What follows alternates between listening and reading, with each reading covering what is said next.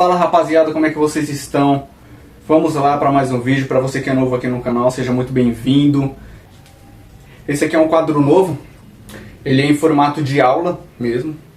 Ele vai ajudar muito para que você possa treinar melhor. Inclusive eu peço sempre para que vocês, quando tiver alguma dúvida, qualquer coisa assim do tipo, comentem ou me mandem mensagem, porque dependendo da sua dúvida eu posso vir aqui e gravar um vídeo especialmente por conta dessa sua dúvida.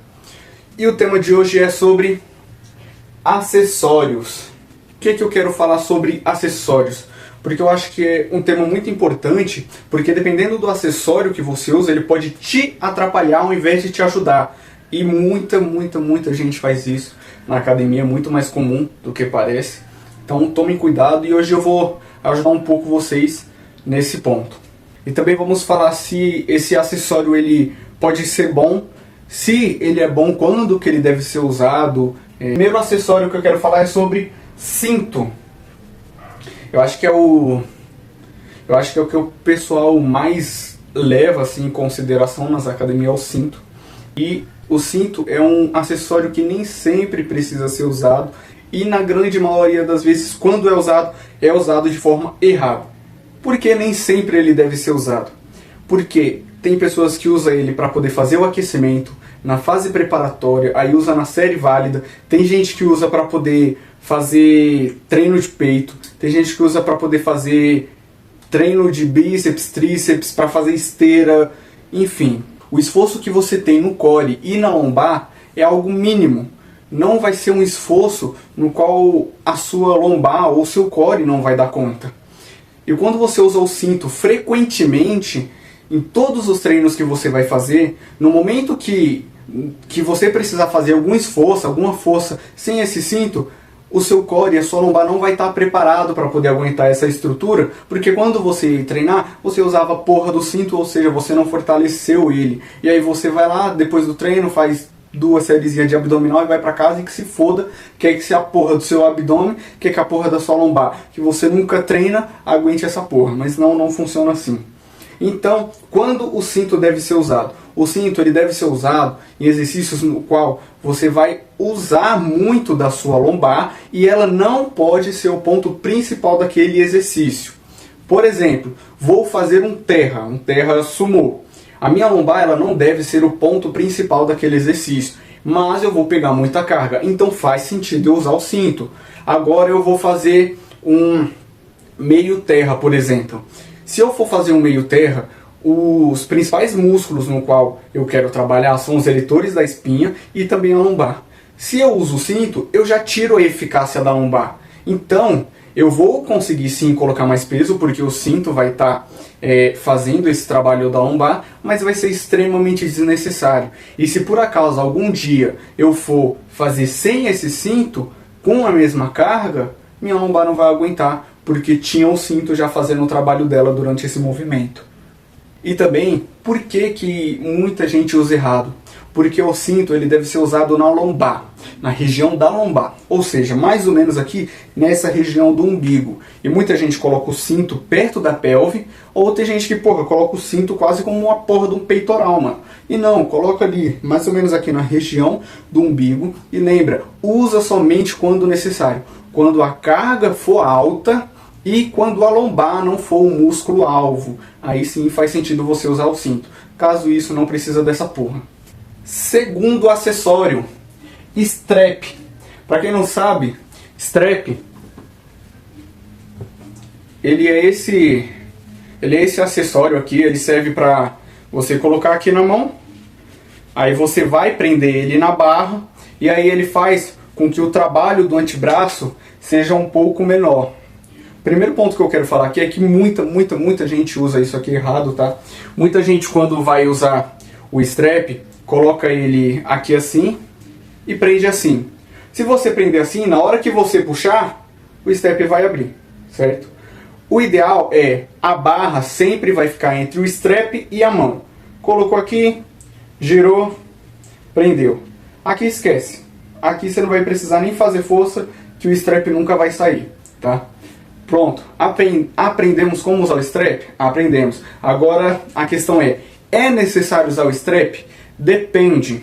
Da mesma maneira que o cinto, o strap ele só vale a pena ser usado quando a carga for excessiva. Se você for fazer cargas preparatórias, cargas de aquecimento, não existe necessidade alguma de você usar o strap, porque é igual a questão do cinto, você vai estar diminuindo mais ainda o trabalho do seu antebraço. Treino que eu sei que você pula, seu safado, então você diminui mais ainda o treino, você diminui mais ainda o volume do trabalho do antebraço. E tem gente que começa a academia com um mês já tá usando o strap porque, porra, ela viu alguém usando. Mas caralho, você não tem suporte ainda para aguentar um peso alto e já tá usando o strap.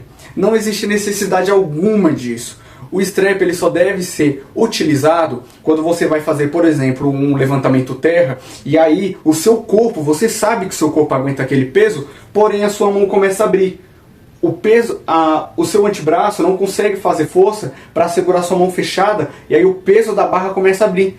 Ponto. Aí vale a pena ser usado o strap. Porém, porra Douglas, tá bom, eu tô fazendo tô fazendo terra com 10 kg de cada lado e minha mão tá abrindo. Vale a pena usar o strap? Não, não vale a pena. Aí faz mais sentido você trabalhar o seu antebraço, tá? Você trabalha o seu antebraço, trabalha a pegada, trabalha o grip que a gente chama. De repente você pode até comprar na internet. Na internet tem, né? Eu acho que é chamado de hand grip, aqueles que você pode aumentar o peso, tem alguns que vai até 100 kg, tem uns que vai até 60, e aí você vai treinando a sua pegada naquilo, aquele dali é muito bom, tá? Ajuda bastante. Enfim. E, bom, é isso. Então, assim, não use sempre o strap, tá? Use somente quando necessário, senão você vai de novo fuder a porra do seu antebraço. Se você fode seu antebraço, a chance de você ter uma lesão no punho ou no cotovelo são muito maiores. Terceiro acessório: faixas de joelho e cotovelo. Eu estou colocando os dois juntos porque geralmente eles é usado da mesma maneira, com o mesmo intuito. Geralmente pessoas usam faixa, não estou falando de joelheira e cotoveleira, estou falando de faixas, aquelas que o pessoal pega, enrola e tal. Não acho necessário, tá? Em nenhuma hipótese eu acho isso necessário, porque a faixa de joelho e de cotovelo, eles vai trabalhar justamente fazendo o movimento daquela articulação. E isso, com o tempo, vai fazendo com que seus tendões precisem trabalhar cada vez menos. Se seu tendão precisa trabalhar cada vez menos, o seu músculo ele vai melhorar, enquanto isso o seu tendão piora. No dia que você não usar a faixa, a chance do seu tendão não aguentar com aquele peso, por ele não estar com a estrutura preparada para aguentar o mesmo peso do seu músculo, é gigantesca. Se não usem faixas, tá bom? Optem sempre pelo próximo acessório, que é joelheira e cotoveleira. Diferente das faixas de joelho e de cotovelo, a joelheira e a cotoveleira ela não vai causar tanta pressão ali na articulação, ou seja, ela vai ter só uma leve ajuda para que a sua articulação não tenha nenhuma lesão ou agrave alguma lesão que às vezes você já tem.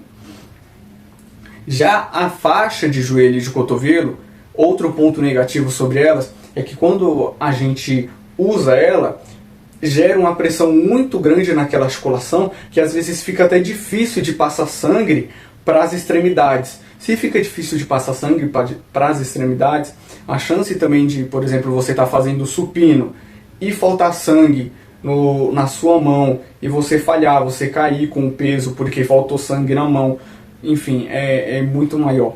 Então tomem cuidado, não usem faixas. Se vocês têm alguma lesão no cotovelo ou no joelho, opte por joelheira e cotoveleira que não tenha tanta pressão, tá bom? Se você colocou alguma coisa, você está sentindo que não está passando sangue o suficiente, descarta essa porra, não use isso, tá bom? Só vai piorar essa lesão que você já tem. A questão das anteriores, não há necessidade de você usar joelheira e cotoveleira em fases de aquecimento e em fase preparatória. O próximo acessório que eu quero falar é tênis. Sim, esta porra praticamente virou um acessório nas academias, porque agora filha da puta não consegue mais treinar de tênis, porque ele viu algum caralho de alguém treinando descalço e agora ele tem que treinar descalço, porque senão ele não evolui. Vamos lá, caralho, dá até raiva de falar dessa porra. Não existe necessidade de você treinar descalço. isso é questão de conforto. Eu, por exemplo, às vezes eu treino descalço, mas por que eu treino descalço? Porque eu sinto mais confortável, por exemplo, para fazer panturrilha, para fazer agachamento. Mas eu faço isso apenas quando a academia está fechada. E por que eu faço descalço somente às vezes? Eu faço descalço somente quando a academia está fechada. Primeiro ponto, se eu me lesiono e a academia está fechada, totalmente responsabilidade minha. Se a academia está aberta e eu me lesiono porque eu estava descalço e eu escorreguei, essa responsabilidade vai para o professor da sala. Não seja filha da puta. Às vezes a sala está cheia e o professor não vê que você tirou o seu sapatinho e colocou ali do lado. Porque às vezes ele pode estar ajudando alguma senhora, alguma coisa do tipo. E aí você, verme imundo, tirou o tênis, fez o agachamento, caiu. E aí quando vem a culpa, quando precisa pagar uma multa, quando precisa alguém se ferrar, sobra para o professor ou para a academia. Enquanto isso você caiu, machucou o cu, mas no outro mês já está de boa e a academia e o professor lá pagando multa porque você, verme insolente, quis treinar descalço. Então, só treine descalço se a academia estiver fechada, se a academia for sua, porque se você se fuder, a responsabilidade é toda sua. Não jogue a responsabilidade da sua merda pra ninguém. Segundo ponto sobre tênis. Tênis deve se treinar de sola quase reta. Por que quase reta? Porque quando você usa tênis, no qual aqueles tênis de corrida, por exemplo, quando você pisa com ele para fazer algum agachamento, o seu pé faz isso aqui. Sempre que você descer, seu calcanhar entra para dentro. Inclusive, a maioria desses tênis que vocês usam para correr faz esse movimento, tá? Quando você vai correr, na hora que você pisa, o calcanhar entra para dentro.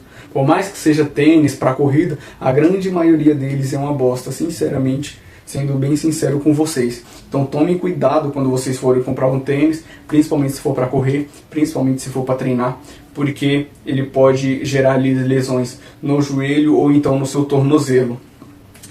Tênis quase reto, assim o seu pé ele vai ficar mais rente ao chão ou à plataforma. E por que quase reto? Porque o ideal não é que ele seja extremamente reto. Se ele é extremamente reto, ele não acompanha o modelo do seu pé. Mas entre um tênis extremamente reto e um tênis de corrida, opte pelo tênis extremamente reto, um All-Star, por exemplo. Porém, tem outros que são feitos próprios para treino, que eles são melhores do que esses que são extremamente reto, tá ok? Garrafa, porra, cara, tem que falar que você precisa beber água em plenos 2026 é de fuder, mano. Bebam água, tá? Bebam água durante o seu treino, bebam água durante o seu dia. Cara, dá pra mim fazer um vídeo falando somente de água, o tanto de benefício que a água tem, mas porra, eu acho inacreditável ter que falar sobre um ser humano ter que beber água, porque isso é o mínimo do mínimo que você tem que fazer. Tem ser humano que tem filho, coloca a porra de uma criança na terra, coloca uma criança pra viver e fala que não consegue beber água. Como que você vai educar seu filho se você não consegue educar você a beber água? Enfim, não beba pouca água, nem beba muita água, senão você pode gerar sobrecarga no seu corpo também. Então toma cuidado, não beba água demais. E a água do seu treino conta sim, tá? Muita gente bebe água durante o dia, bate a meta diária de água e aí não conta a água que bebe durante o treino, e o filho da puta bebe 3 litros de água durante o treino, no outro dia acorda cheio, parecendo a porra de uma baleia, e fala, não sei por que eu tô tão retido assim. E lembrando, tá, por mais que beber pouca água deixa retido, beber bastante água também deixa retido. Como saber o tanto que você deve beber por dia? Continha bem básica, tá bom? Você, meu jovem querido gafanhoto, que pesa 100 quilos, então temos aqui 100 quilos, certo? Você pesa 100 quilos, você vai fazer a conta multiplicando esses 100 quilos por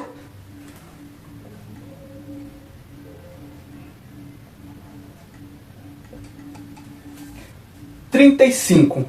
Pronto.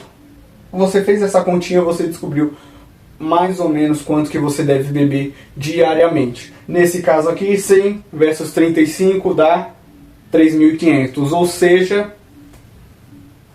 ou seja, 3 litros e 500 durante o dia. Ai, Douglas, eu peso 75 quilos, quanto que eu devo tomar? Faz a porra da conta e...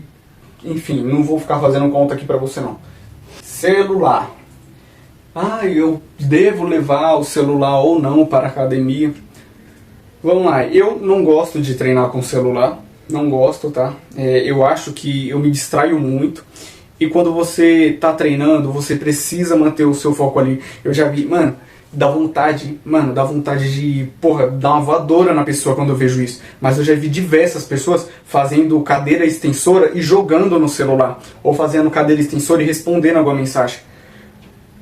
Se você faz isso, saiba que o que você está fazendo não serve pra porra nenhuma. Nada. Você está apenas gastando dinheiro à toa. E eu não estou exagerando.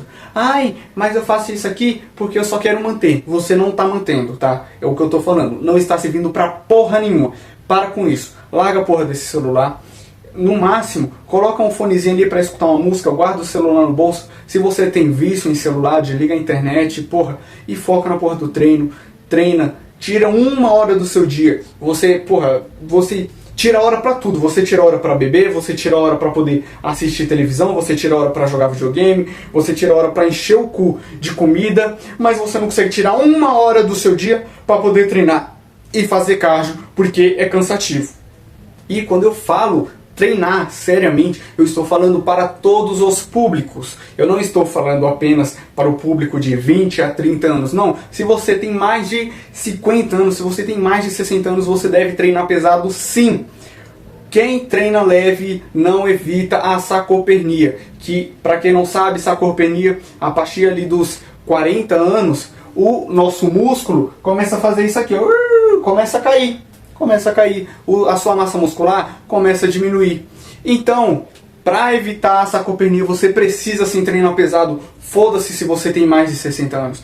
Fez isso, fez dieta, bebeu água, seguiu tudo aquilo aqui que a gente aplicou na aula. Não tem outra coisa, o resultado vai vir. É isso, rapaziada. Fiquem com Deus. Treinem, bebam água, façam dieta. O resultado 1 hora vem. Tenha paciência, 1 hora o resultado vem. Foque mais em você, filho. Estude, treine, tá bom? E fiquem com Deus. Se inscrevam aí no canal. Deixa o like. Comenta o que você quer ver aqui no canal. Comenta se você gostou do vídeo. Comenta se você tem uma opinião diferente também, filho. Comenta aí, tá? É bom que a gente discute. Às vezes a gente pode chegar a algum acordo ou não e tá tudo certo. Mas é isso.